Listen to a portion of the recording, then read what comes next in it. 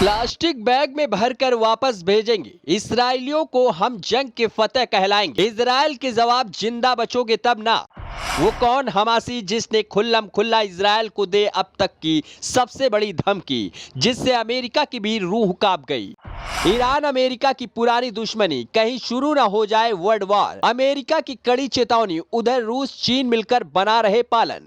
Israel Hamas के बीच लगातार 27 दिन से युद्ध जारी है। 7 अक्टूबर को हमास के लड़ाकों ने इजराइल पर अचानक हमला कर दिया, जिसके बाद इजराइल ने आधिकारिक तौर पर जंग का ऐलान कर दिया और उसने कसम खा ली और फिर गाजा में ताबड़तोड़ हमला शुरू कर दिया। इजरायली सेना के हमले में अभी तक फिलिस्तीन के करीब 9,000 लोगों की मौत हो चुकी है। वही सेना ने दावा किया है कि उसने हमास के लड़ाकों को चारों तरफ से घेर लिया है। इस जंग से दुनिया भर के लोगों को तीसरे विश्व युद्ध से डर लगने लगा है। मिडिल ईस्ट की ये चिंगारी कहीं वर्ल्ड वॉर 3 की चिंगारी न बन जाए।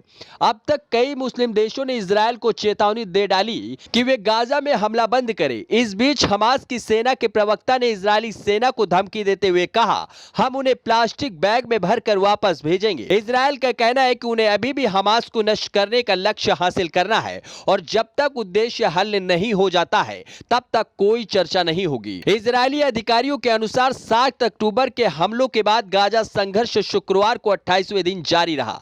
इजराइल ने फिलिस्तीनी क्षेत्र पर लगातार बमबारी की है और जमीनी सेना भेजी है। हमास द्वारा संचालित गाजा में स्वास्थ्य मंत्रालय ने कहा कि 3,760 बच्चे सहित 9,061 लोग मारे गए हैं।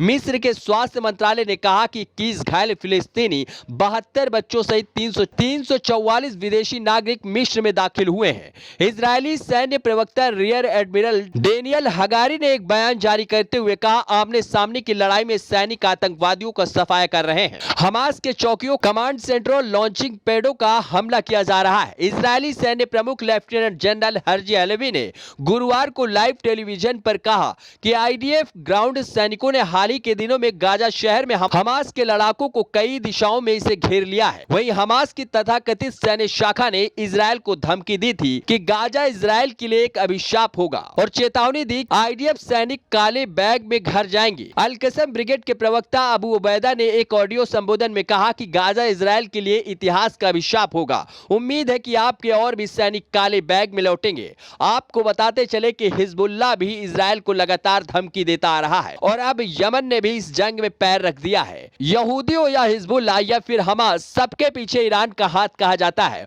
और इजरायल के सबसे सच्चे दोस्त अमेरिका और ईरान। अमेरिका की दुश्मनी किसी से छिपी नहीं है। इस जंग में अब कईयों की जान जा चुकी है और उधर चीन, रूस, ईरान सभी एक पटरी पे नजर आ रहे हैं और अमेरिका की नाक में दम कर रहे हैं।